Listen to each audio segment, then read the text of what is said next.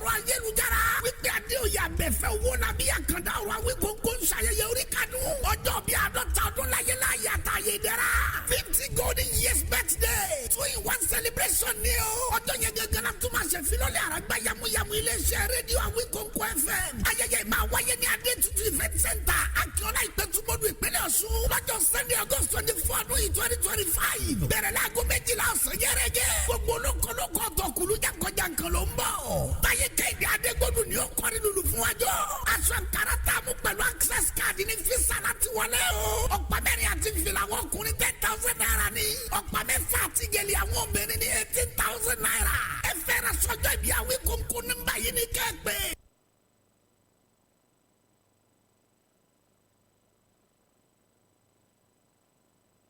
Adéoyè abẹ́fẹ́ owó làbí àkàndá ọ̀rọ̀ Awíkonko ló gbé gbogbo àwọn olóríire ẹja jọ pàdé níbẹ̀. a máa retí yín.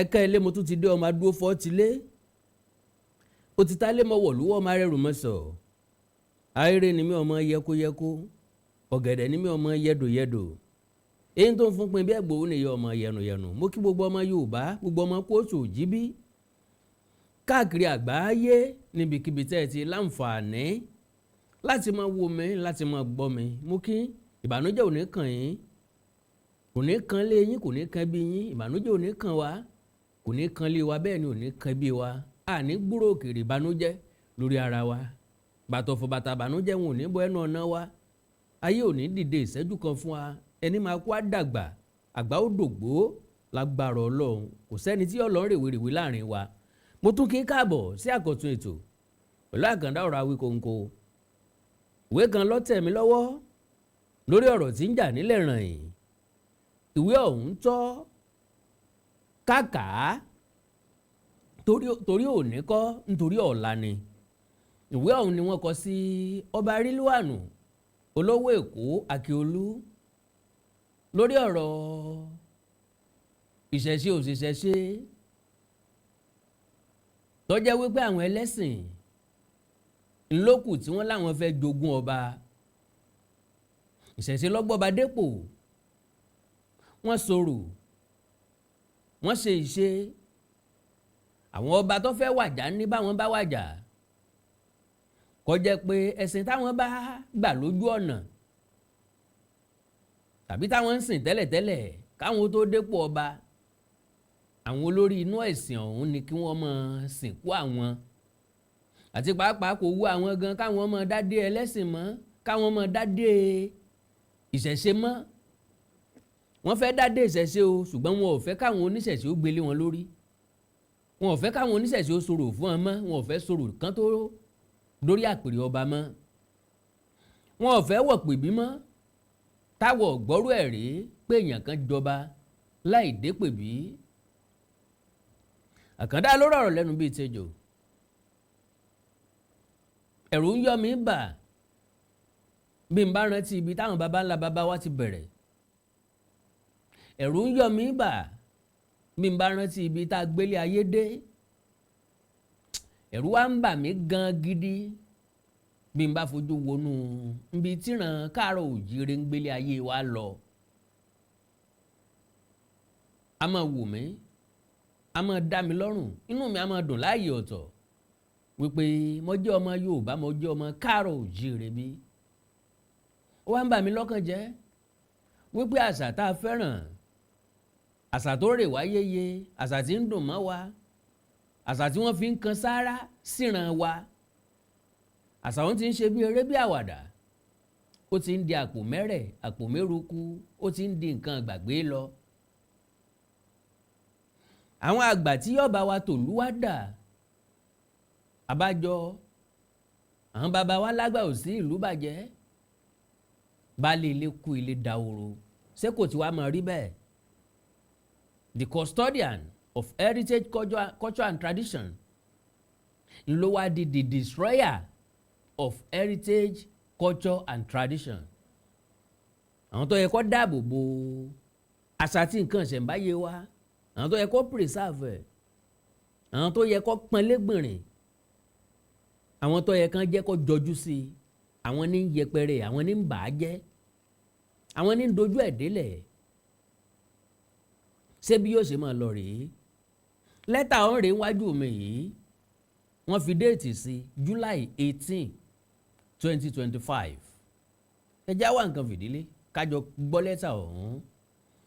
His Royal Majesty Ọba Rilwan Babatunde Oṣuọlálé Àrẹ̀mú Akiolu the First, the Ọba of Lagos, Ìgá Ìdúgànràn, Lagos Island, Ìgá Ìdúgànràn, Lagos Island, Lagos State. Your Imperial Majesty, step down, title no, step down or back out if you can't keep traditions. A caution to kings and traditional chiefs who shun customs. Àkọlé ẹ̀nu o, àkọlé ẹ̀nu, ìpèsè àkíyèsí, ìkóni níjàánu fáwọn ọba àtàwọn olóyè tí wọ́n kọ̀ pàkọ́ sí ìlànà àtìṣẹ́ṣe ìran káàrọ̀ òjíire bí. ẹ já gbọ́. The Èkó Consultative Forum, a body of respected elders, cultural scholars, and heritage advocates committed to the preservation of Èkó traditional values, writes Your Majesty with the utmost respect and seriousness. The open letter seeks to address an issue of grave concern that threatens the cultural integrity and spiritual authority of the traditional institutions in Nigeria, and particularly within Lagos. We respectfully urge Your Majesty to issue a firm and uncompromising warning, and I quote, any aspiring monarch or traditional chief who is not willing to uphold our customs, rights, and ancient traditions should either step down or never accept the honor. Bàbá rí ẹnìkan tó jẹ́ ọba tàbí tó jẹ́ olóyè tí ó fẹ́ ṣe ìṣẹ̀ṣe, tí ó fẹ́ sọ̀rọ̀, bóyá kírú ẹni bẹ́ẹ̀ tó bá ti ń bẹ lórí àlééfà tẹ́lẹ̀ kó bọ́lẹ̀ kó ń bẹ̀ kó pòun ò ṣe mọ́. Bó bá wá jẹ́ èèyàn tuntun tí ò tí ì débẹ̀ rí tó mọ̀ pé mùsùlùmí òdodo lòun o, onígbàgbọ́ òdodo lòun, ẹ̀sìn òun ò fààyè gba àwọn nǹkan kan kó má wulẹ̀ yọjú bẹ̀ rárá. Wọ́n ní the crown, èyún adé, the crown is not a decorative piece and chieftaincy is not a mere title. Kìí ṣe okọ̀ lásán, kìí ṣe okọ̀ lásán ló gbé lórí bíi ti háràhárà. N ti ń jẹ́ oyè ìlú, ó ń sojú àwọn èèyàn kan, ó ń dàn fáwọn èèyàn kan. Bó bá wá jóyè ìdánilọ́lá ni, ó ń represent ìlú kan, ó sì ń jó ọkọ̀ mọ́ ìlú kan lára. Bí wọ́n bá foyè ìdánilọ́lá nìsín tán pè mí ní agbáṣàga of kinní kan, wọ́n dédé pè mí lágbáṣàga. Agbáṣàga ìlú wo? Ó túmọ̀ sí pé ó kọ ìlú yẹn wà nínú oyè tí mo jẹ. Bí n bá tún ṣe ó kọ ìlú mo tún ṣe, bí n bá bàjẹ́ ó kọ ìlú yẹn mo bàjẹ́. So, and the chieftaincy is not a mere title, it is a spiritual and cultural commitment. Sọ jẹ́ ń wọ́n jẹ́, sọ tẹ̀lé lànà ń wọ́n tẹ̀lé lànà, sọ fi gbé ògo lẹ̀ yí ga ń wọ́n fi gbógo lẹ̀ yí ga. Kí ló dé tẹ́ dágbére méjì tẹ́ fẹ́ sá padà? It pains us deeply to observe that Nigerians once venerated traditional institution is losing its mystique and potency due not only to modernization but also to the conscious refusal of some kings and chiefs to embody and preserve the sacred customs that define their roles. Ìdí àtàṣà wa ti ń wọlé. kì í ṣe lọ́dọ̀ àwọn tó yẹ òye, kì í ṣe lọ́dọ̀ àwọn tí wọ́n mọ nǹkan kan, ṣùgbọ́n lọ́dọ̀ àwọn tó yẹ kí wọ́n tọ́jú ẹ̀, kí wọ́n pọ́n légbèrè, kí wọ́n túbọ̀ gbé lárugẹ síwájú sí i, kí wọ́n ṣe ọ̀nà tí ó fi jẹ́ ìtẹ́wọ́gbà ju ti tẹ́lẹ̀ lọ. Àwọn gangan ní lójú ẹ̀ délẹ̀. Wọ́n ní these individuals do not only defy the sacredness of their positions, but also compromise the institution's role in promoting social order, identity, and cultural cohesion. Tẹ̀rá àwọn kọ̀lọ̀ràn sí ọ̀hún, tájé ìwà àbàjẹ́ ọ̀hún sí mọ́ lórí. Wọ́n fẹ́ sọ ìdánimọ̀ wọn nù. Àwọn ìdùnnú àtayọ̀ tí ń bẹ nínú àjọṣepọ̀ gbogbo ẹlẹ́sìn, tàbí tí ń bẹ nínú àjọṣepọ̀ àwọn tí ń gbé èdè àti àṣà Yorùbá lárugẹ, wọ́n ń bà á jẹ́.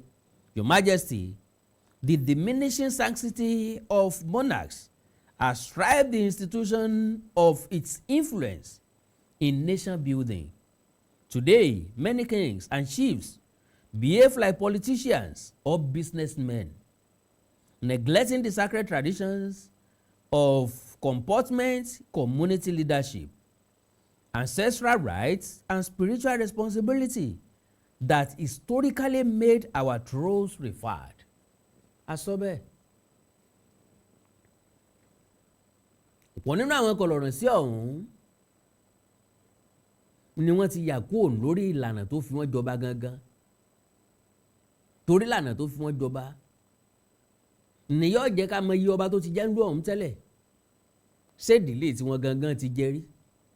Ṣé ìdílé tí wọ́n ń rọ̀ mọ́ ìdílé ọba? Ńgbà ìdílé wọn jẹ́ kí ló ṣẹlẹ̀? Ìdílé tó kú ń bẹ̀ kí ló ṣẹlẹ̀? Ìdílé mélòó ní jọba ń bẹ̀? Bó làwọn ìdílé ọ̀hún ṣe tọ́ sọ́ba? Historically, pẹ̀lú ìtàn, gbogbo àwọn nǹkan yìí ń làwọn kọlọ̀ràn sí tí wọ́n pera wọn lọ́ba tàbó lóyè, tí wọ́n gbé ẹ̀sìn àjèjì rù, tí wọ́n gbé wọ̀ bí ẹ̀wù yìí, ìní wọ́n ti ń pa ààrẹ díẹ̀díẹ̀. Olójú ọ̀wá ní lajúlẹ̀ kí tàlùbọ̀ ó kó sí i. Àwọn ò ní gbà kí wọ́n pa ààrẹ mọ́ wa lójú. Wọ́n wá ní the truth is simple. Nobody is compelled to become a king or a chief. Ìjà sọ tọrọ fúnra wa o, kò sẹ́ni tí wọ́n kàn ń pa fún o, dandan kó wá jọba o tàbí kó wá joyè o. But once the path is chosen, the individual must be willing to carry the full weight of tradition, no matter how ancient or inconvenient it may appear in modern times. Bó bá ti wá jẹ́ pé ó fara rẹ̀ kalẹ̀ àbọ̀n fà ọ́ kalẹ̀ ó wù ọ́ ó díje, ó gbọ́dọ̀ ṣe tán láti gba gbogbo àwọn orò àtètùtù àtẹbọ tó bá rọ̀ mọ́, gbogbo ń tó jẹ́ lànà rẹ̀, gbogbo ẹ̀ ló gbọ́dọ̀ fara mọ́. Bọ́yọ́ rọ̀ ọ́ lọ́rùn o àbí ọ̀rọ̀ ọlọ́run o, ẹ̀sìn rẹ̀ gbà láàyè, ẹ̀sìn rẹ̀ ò gbà láàyè. Bó bá ti gbà láti jọba tàbí láti joyè, tó jẹ́ pé a fẹ́ kó lẹ̀kẹ̀ sí ọ lọ́rùn, á fi lẹ̀kẹ̀ sí ọ lọ́wọ́, á jáwé oyè lé ọ lórí. Bó bá ti jẹ́ pé agbẹ́sìn lérí ni ọ́, yẹlẹ̀ sọ pé ò ṣe. Wọ́n ní and I quote, if you want to be an oba or a chief, be ready to live by the traditions.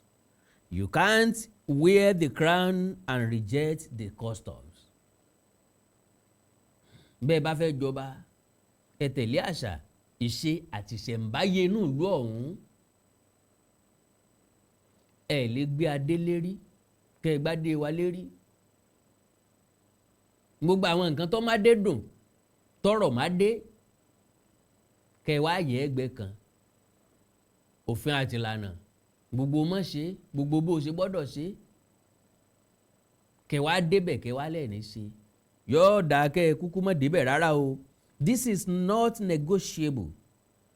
It is a betrayal of our ancestors, and it weakens the spiritual foundation of the land when sacred rites for enthronement, burial, or daily conduct are reduced, ignored, or mocked. Mbẹ́ra Mugbòòwò tí ń fa àwọn alálẹ̀ ṣe yẹ̀yẹ́ bí ti tàbùkù Ṣàngó ní tàbùkù Ògún, Muhammed àwọn sàábé tí ń sọ kò tán mọ́ kankan nù wọn o, ìkankan nù wọn ò jórúkọ ọ̀ràn wa o, àmọ́ wọ́n rí, àmẹ́yẹ tó sun wọn, àmọ́ nǹkan kan nù tán lé ayé wọn. Àwọn tá a fi sípò náà wá yẹpẹrẹ àpèrè tí wọ́n wà. Adìyẹ wọn sùúrù sásùn ń basàrí ara rẹ̀ jẹ́, ọ̀bẹ wọn ń gbé èpo ara rẹ̀, jẹjẹrẹ wọn ń jẹgi oró. The Èkó Consultative Forum strongly believes that the time has come for a restoration of the dignity, discipline, and depth that our traditional institutions once carried. Let the Obas, high chiefs, and baales return to their ancestral duties.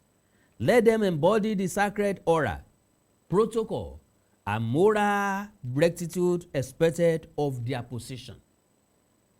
Wọ́n ní àjọ tàbí ẹgbẹ́ Èkó Consultative Forum wọ́n láwọn nígbàgbọ́ pé má foko omi sọ̀nà mọ́ ǹjọ́ kan là á kọ́ ọ́. Ẹ jẹ́ kí kálukú gbọ́ o, bí ìsọ̀nà o, inú oko ni o, ẹ má gbàbẹ̀ mọ́ látòní lọ o, ǹtẹ́ gbà iná ní kẹ́ ẹ fi ṣàfihàn.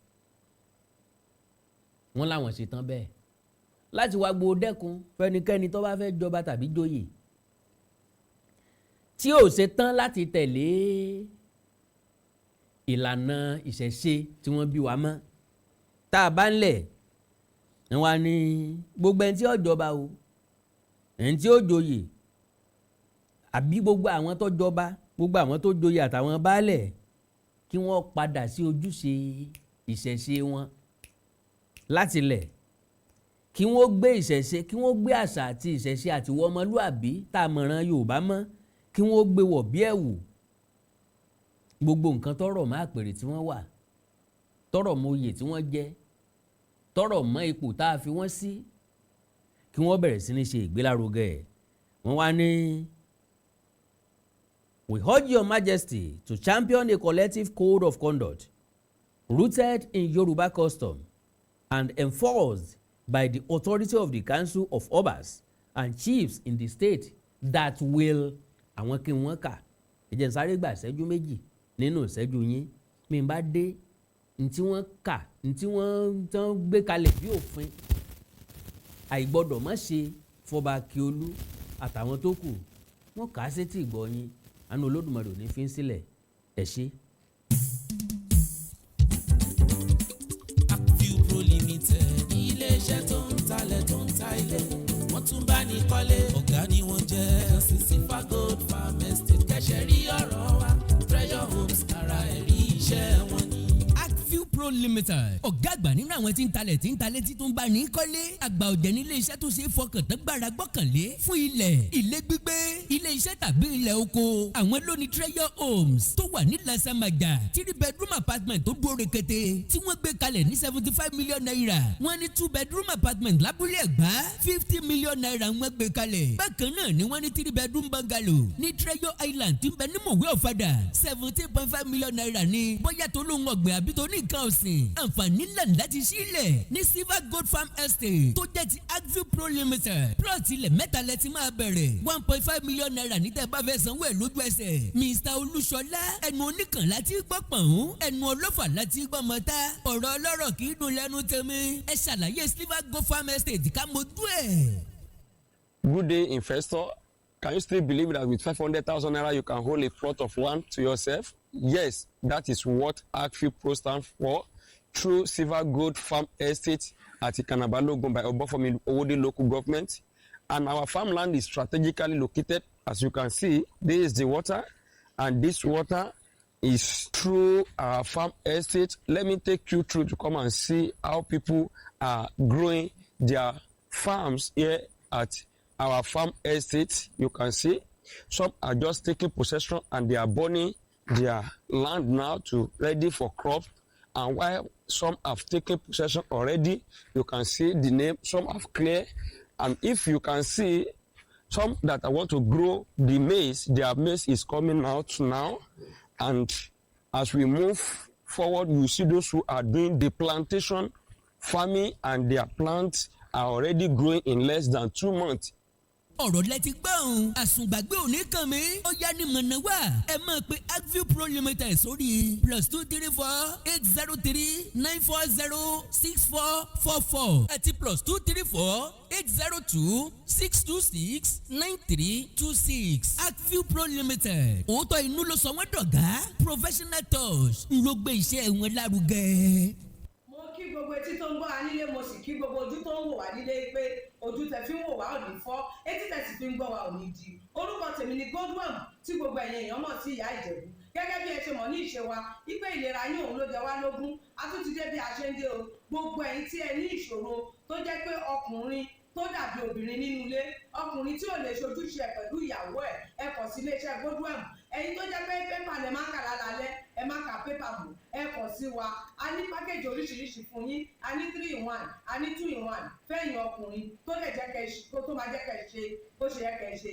Bákan náà ni ìṣòro tí a ń pè ní arthritis yìí ó ń ṣọkùnrin ó ń ṣobìnrin, orúnkún ríro, ìbàdí ríro, ọrùn ẹsẹ̀ ríro, ẹlòmíì ó lè jẹ́ osteoarthritis lónìí, ẹlòmíì rheumatoid arthritis, ẹlòmíì ìdẹ̀rẹ̀ kò ní lè bẹ̀rẹ̀ mú nǹkan lẹ̀, ẹlòmíì ò lè bẹ̀rẹ̀ kírun, ó ṣeé ṣe kó jẹ́ sciatica ni, ó ṣeé ṣe kó jẹ́ lumbar spondylosis ni, ẹlòmíì ìdẹ̀rẹ̀ arthritis ni. Tó bá ti di pé ìbàdí ń wọ ẹ ò lè bẹ̀rẹ̀, ẹlòmíì orúnkún ríro, ẹlòmíì ẹsẹ̀ á máa gbóná, ẹlòmíì àpapọ̀ rẹ̀ á máa gbóná, ẹlòmíì ẹsẹ̀ á máa gbọ̀n, ẹlòmíì ara á máa tá, orí á máa tá, àpapọ̀ ara á máa tá.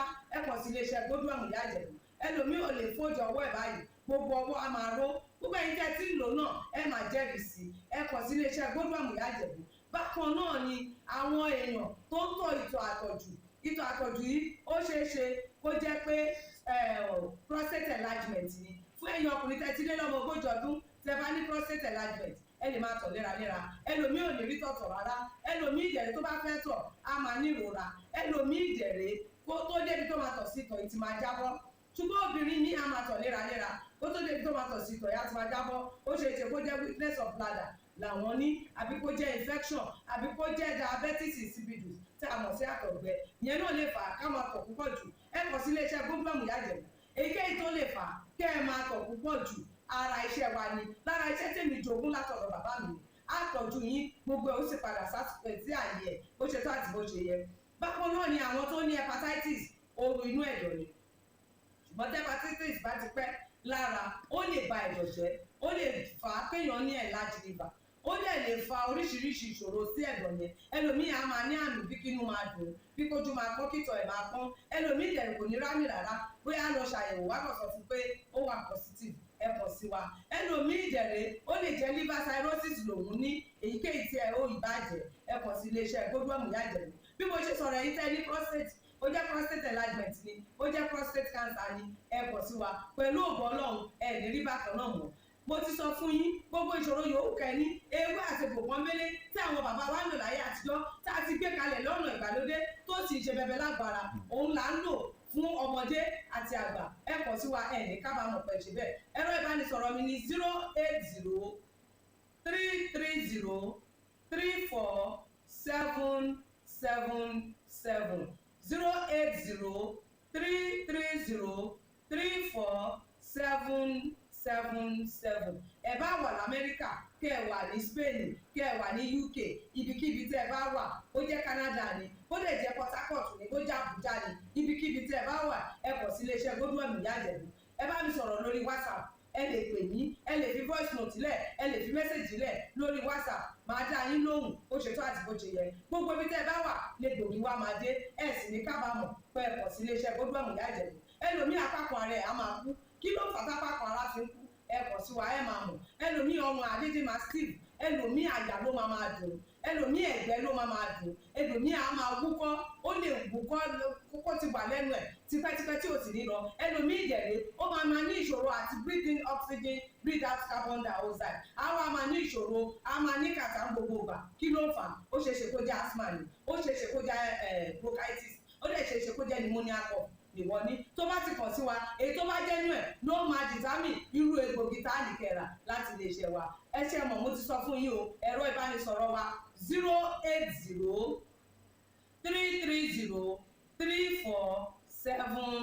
080-330-34777. Iléeṣẹ́ Godwin last bus stop yín ni pẹ̀lú agbára Ọlọ́run. Remember, if it is not Godwin, it can never be like Godwin. I used to tell you, health is something to be treasured. Ire o. Ire ńlá, ire kàbìtì. Ẹ káàbọ̀ padà. Èdè àti àṣà wa ń dì mẹ́rí. Àwọn ọba ní ń ba ayé ẹ̀ jẹ́. Ẹni agbójú okùnlé ọ̀jẹ̀ ni agba. Ẹ jẹ́ àtẹ̀ iwájú. We urge Your Majesty to champion a collective code of conduct rooted in Yoruba custom and enforced by the authority of the Council of Obas and chiefs in the state that will 1. Ensure strict adherence to enthronement and burial rites. 2. Promote respect for ancestral institutions and taboos. Tàkọ́kọ́ yẹn wọ́n ní kí wọ́n rí dájú kí wọ́n sì kàn ń pa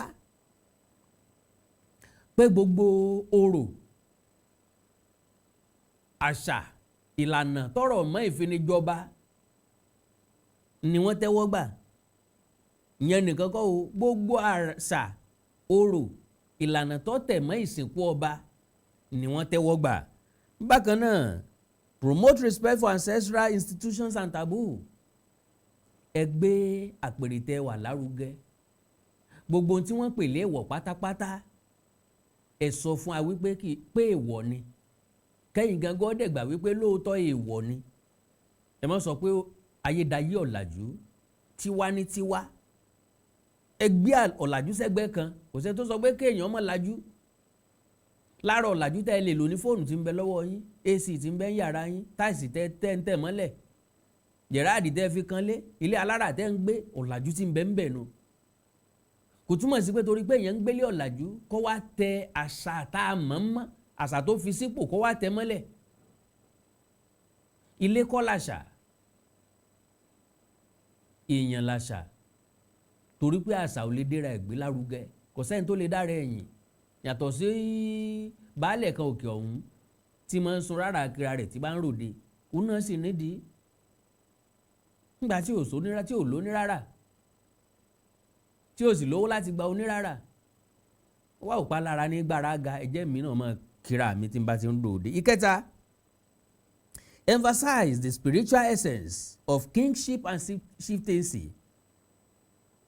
Ẹ̀tẹnumọ́, ẹ̀tẹ̀pẹ̀lẹ́mọ́ ìlànà òfin ètùtù tọrọ mọ́. Tó máa ń sọ pé ètùtù kìí ṣe kéèyàn pààyàn tàbí dandan kéèyàn pàjápẹran. Báyìí la ti ṣe o, iye ewé báyìí ni wọ́n já léèyàn lórí o, ibi téèyàn tẹ̀rẹ́ o, ibi tí ó wọ̀ rẹ́ o, ń tá a bọ̀ fún rẹ́ o. Kò tí ì sí tó burú ń bẹ̀ yẹn. Wípé ẹjọ́ máa dún gbọmọgbọmọ.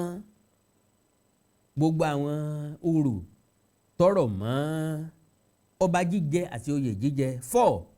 Publicly rebuke and any monarch or chief who desecrate these sacred obligations. Bàbá wa rí àwọn tó fẹ́ sorí kóńkó, àwọn alágídí, àwọn agbọ́nmọ̀gbọ́n tán, agọ̀mọ́gọ̀jọ̀ àgọ̀jù bàbá náà ń dú, tí wọ́n lérò páwọn gbọ́n, páwọn ò ní tẹ̀lé gbogbo ìlànà àti òfin àti ìṣẹ̀ṣe yìí. Wọ́n ní kó bá Akiolu ó sọ ń gbangba. Irú ọba báyìí ni o, ọba àbí báyìí ni o, ni ò ṣe ń tọrọ mọ́ ìṣẹ̀ṣe tiwa. Wọ́n ní the traditional institutions remain a strategic element of community governance. Ń táwọn òpònú àwọn ọba wọ̀nyí ọ̀mọ̀ nù. ẹ̀sìn náà gbàṣẹ kúrò lọ́wọ́ yín wọ́n ṣe wá dáṣẹ ọ̀hún padà ń bọ́ jẹ́ pọ́ba ní pàṣẹ ìlú tẹ́lẹ̀tẹ́lẹ̀ kó lóṣèlú ó tó dé tá a sì wá ń wo wípé àṣẹ tí ò sí lẹ́nu ọba mọ́ ìbò ni ó ṣe padà tẹ́yìn gangan wá ń jìnnà sí ní tí yóò fi padà. So wọ́n ní even in this age it is also relevant to state that the colonialists acknowledged and worked through these structured systems of authority. Òótọ́ ńlá ni kì í ṣe pé ńgbà táwọn èèbó tó wá kó alẹ́rú dé wọ́n sọ pé rárá o ìjọba mọ́ o ẹ gbé ọba jíjẹ sẹ́gbẹ́ kan àwa tá a dèrè tá a bá ti ń jẹ gómìnà tá a ti ń ṣe efe ajẹ́lẹ̀ ránṣẹ́ àti ẹni tí ọmọ darí ìlú nù kò rí bẹ́ẹ̀ o wọ́n ṣiṣẹ́ pẹ̀lú ìfọwọ́sowọ́pọ̀ pẹ̀lú àwọn ọba tí ń bẹ lórí àpèrè bí ó bá jẹ́ bẹ́ẹ̀ lọ́dún 1903 tí wọ́n ní kọ́ọ̀ní Adélẹ́kàn wá sẹ́kọ̀ọ́ kó wá yanjú aáwọ̀ wọn ò ní pè é wọ́n pàṣẹ fáwọn tí ń bára wọn jà lórí adé ni ṣùgbọ́n wọ́n wò ó pé ẹni ó mojú ògún nípa bìnírè kò sẹ́ńtọ́ mọ̀ di òjò láìsí Ṣàngó ẹ̀já béèrè lọ́wọ́ àwọn olùlú o pé bò ni wọ́n ṣe é ṣe wọ́n dẹ̀ béèrè bọ́n ṣe é ṣe ipa abẹ́rẹ́ lókun ọ̀tọ̀ gbogbo ibi tán fẹ́ dé àwọn ọba yìí náà ní ń tọ́ka fún wọn ibi tẹ́ ẹ gbọ́dọ̀ gbẹ́sẹ̀ lérè ibi tẹ́ ẹ gbà rèé wọ́n fún wa lọ́wọ́ tiwa pẹ̀lú ẹ̀ kí wàá ló dé tọ́jà wa tá a ní la wá ń bà á jẹ́. And work through these structured systems of authority. If our modern governments still recognize obas and chiefs as custodians of culture, then we must not allow those custodians to abandon the very culture they are meant to uphold. Aláyédáyé ọ̀làjú lóòótọ́ o aláyédáyé òyìnbó lóòótọ́ o a ní jet age láwa yìí ṣùgbọ́n àwọn gómìnà wọ́n sì rántí ọba wọ́n mọ ipò ọba àwọn alága àbílẹ̀ alága ìjọba àbílẹ̀ gbogbo olóṣèlú house of rep members ni senator ni gómìnà ni ààrẹ ni bí wọ́n bá du ipò kan wọ́n wà sí grassroots wọ́n rí àwọn ọba ṣàǹkóṣàǹkó tó yẹ kí wọ́n rí bí wọn ò bá nígbàgbọ́ nínú àpèrè ọba mọ́ wọn ò ní yọjú mọ́ ibi tẹ́ ń bá lọ ibi tí wọn ò ti ní yọjú mọ́ láéláé ni ẹ wá wò ibi tẹ́ ń bá lọ ibi tá à ti ní ìjọba mọ́ láéláé ni ẹ kọ́ lẹ̀kẹ́ korúkọ mi sí i tó wọn ni in conclusion we once again call on your majesty to issue a royal declaration to all traditional title holders and aspirants. Step down or back out if you can't keep tradition. This institution is not for personal prestige. Ìṣèkà kan kápárù bí apá arúgá o. Ńgbà bá wọ damask tá a kó lẹ̀gẹ́ ọ̀rùn tá a gbádé lọ́wọ́ ká máa retí àwọn tí ó ṣe kábíyèsí o. Àìdìde lẹ́ẹ̀kan sí ẹ bá ṣe kábíyèsí fọ́ba o kábíyèsí o. Táwọn obìnrin wà kúnlẹ̀ lọ́rùn yìí. Táwọn ọkùnrin wà dọ̀bálẹ̀ lọ́rùn yìí. Tá a máa jùrù kẹ̀rẹ̀ òfò. Òrùkẹ̀rẹ̀ tó jẹ́ pé nìkan la gbé dání àṣà tọrọ mọ́ ìṣẹ̀ṣe tọrọ mọ́ akọọ́lẹ̀ agbèpamọ́ àtìlẹ̀ adé àbí àtẹ́mẹ́rẹ̀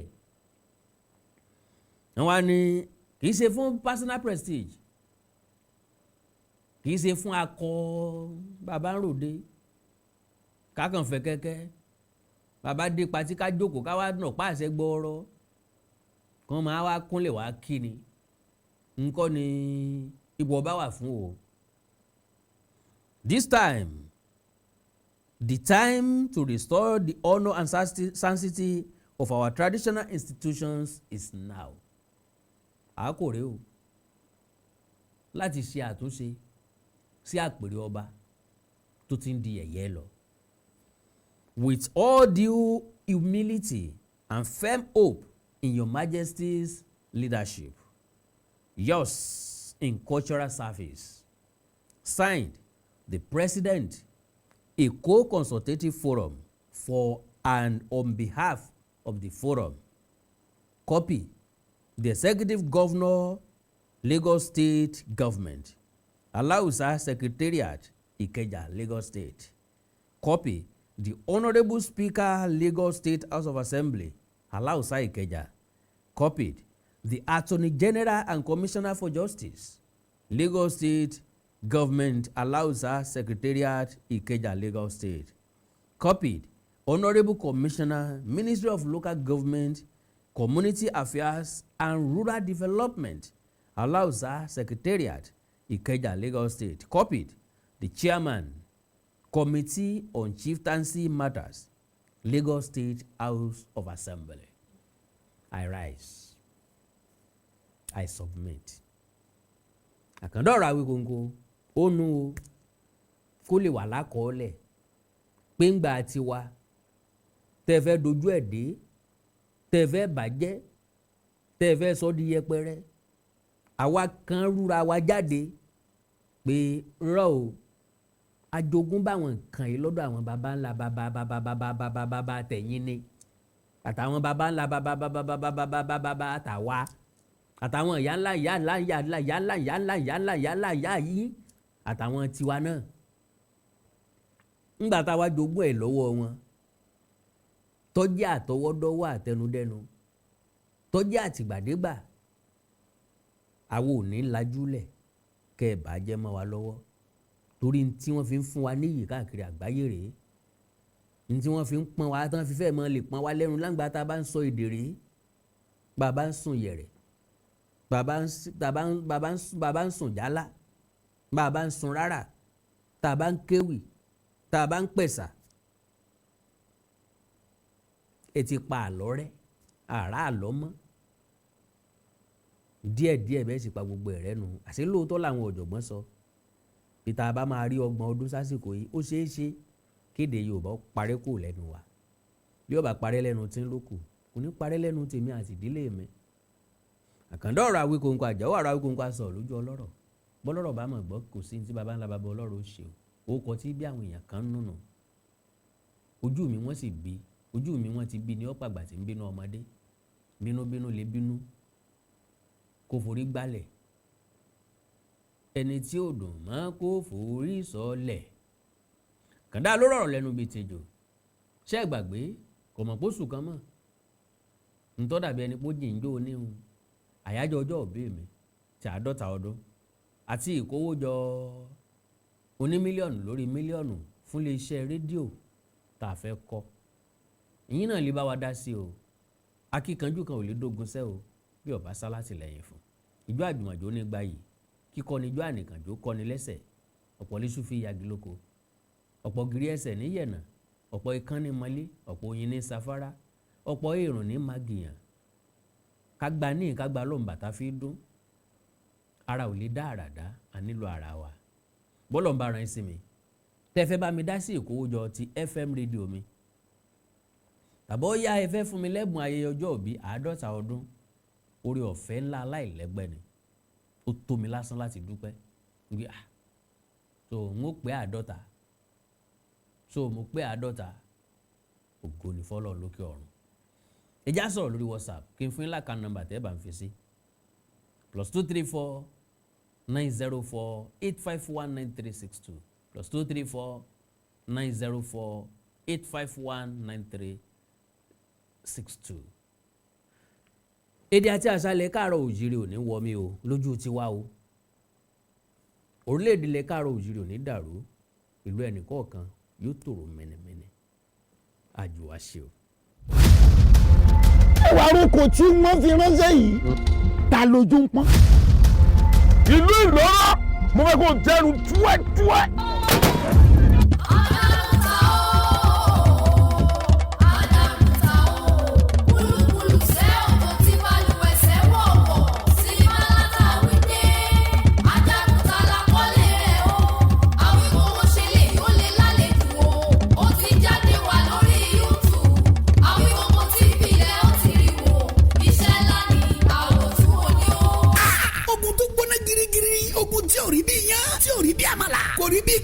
Obìnrin ẹni ká máa rún sinimá látàwí dé. Ajagun tala kọ́lé ẹ̀. Ogun gbẹ̀bọ̀n bàtàjà kùn òní kalẹ̀. Bó ṣe rúkú wọlé náà rúkú jáde sí ọwọ́ ẹ̀bọra burúkú ni o. ọjọ́ ìjà wọn ránṣẹ́ pasabari. ọjọ́ ogun de wọn ránṣẹ́ pológun tógun lajagun ta ń bọ̀. ó gbọ̀tú yọ gbòsì yọ gbàgbede méjì yọ pọ́pọ́. apalo gángan lajagun ta tí wọ́n wá o. kò fi bẹ́jà kò fàdájà kò fọkọjà. àtẹ́lẹwọ́ ló fi ń jagun ṣẹ́gun. iná barawu ta òjò palami ọkà yọ làálà. ibi tó ti rí wa gbára yìí kò sẹ́ni tó yẹ. sinimá ti tún ajagun ta. it's a blockbuster written and produced by Adeoye Abẹ́fẹ́ Awikonko. directed by Seun Akínsànyà correct man. packaged by Mary Akiola. starring Sanusi Isiakapa. Kabiru Adéyínká Arínájà. Ralph Niyi. Délé Fagboyọ. Adéwálé Alébíoṣù. Ọláìdé Àjàní Àtòríbẹ̀wù. Tamatiye. Eléjìgbò. Abẹ́ni ẹ̀rọ. Adeoye Abẹ́fẹ́ Awikonko fúnra ẹ̀. Mary Akiola àti bẹ́ẹ̀ bẹ́ẹ̀ lọ. nínú sinimá náà ìta àgbàkọ́lé ẹ̀ ní ajagun ta. subtitled in English. tragic comedy ni. bó ṣe gbóná girigiri tó gbé ọkàn sókè róró bẹ́ẹ̀ ló ń panilẹ́rìn àríntàkìtì. sinimá titun ajagun ta. now showing on YouTube. ẹ click sórí Awikonko TV kẹrìnrán wò. ajagun ta ni o. àwòtún ló ní ẹgbàá bẹ́ẹ̀.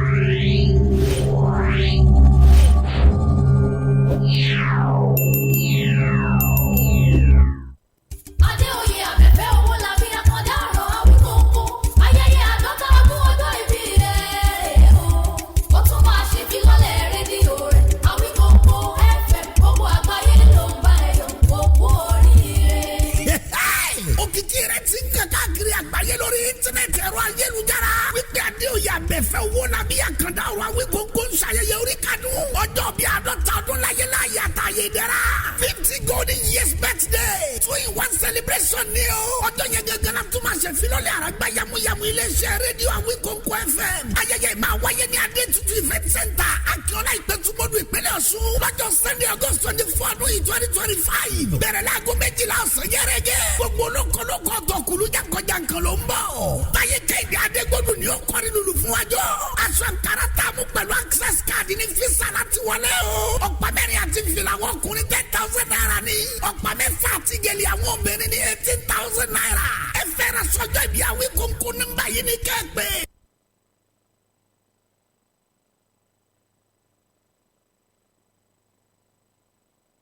Adeoye Abẹ́fẹ́ owó làbí àkàndá ọ̀rọ̀ Awikonko ló pé gbogbo àwọn olóríire ẹja jọ pàdé níbẹ̀. a máa retí yín.